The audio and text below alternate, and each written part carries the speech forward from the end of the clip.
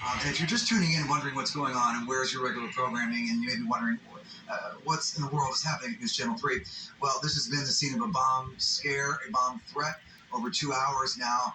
Been very tense around here. The building remains surrounded, and the police are now sweeping it just to make sure that there's nothing else they need to know about in there or any other danger to themselves or to us.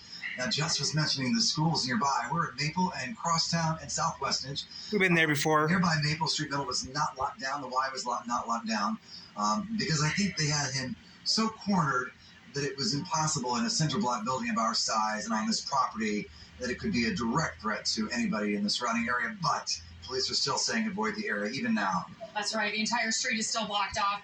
We've had a lot of folks walk down asking what's going on. Is everyone okay?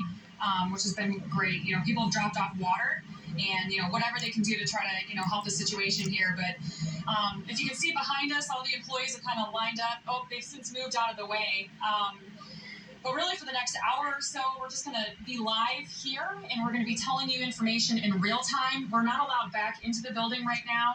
As Andy mentioned, the police are going through and sweeping the entire building. They did bring in a canine dog about an hour ago.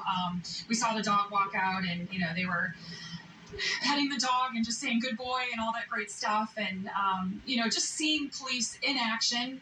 They train for this type of situation. As a news reporter, I've been on the scene of bomb threats in the past. And then here today at our own workplace. It's kind of surreal, for sure. So I'm going to have Ray here, our photographer, kind of move the camera around, and I'm going to show you what's happening in real time.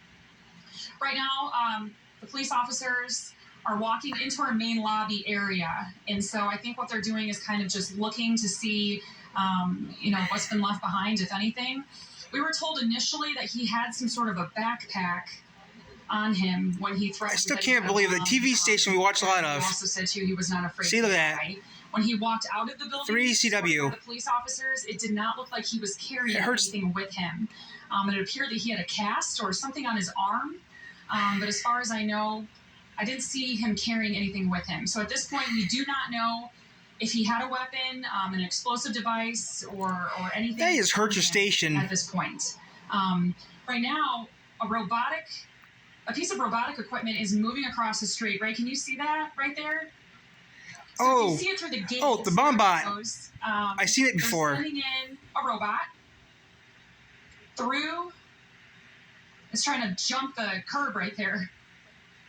Maybe we can move back a couple feet and see it a little better.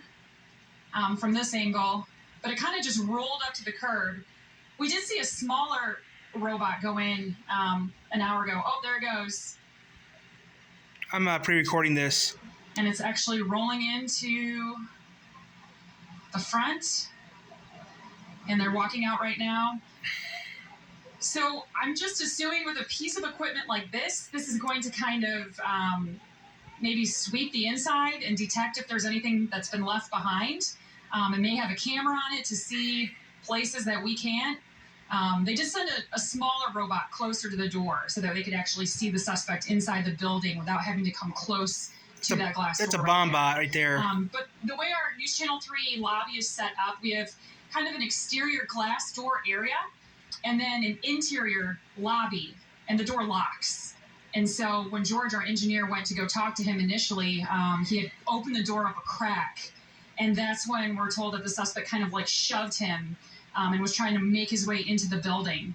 At that point, George kind of turned around and ran into the exterior door and slammed it shut, locking him into the News Channel 3 lobby, which essentially created a safe place for everyone else in the building to get out and evacuate safely because the suspect cannot move from that lobby area. So that's why George is a hero here today. He did an amazing job alerting everyone, calling everyone, getting everyone out in just a matter of minutes. So now the robot, as you've seen, is now into the lobby. So it's doing its work, and we will figure out exactly what it discovers as soon as we talk to police. And I'm actually going to interview John McCurry here. He's our assistant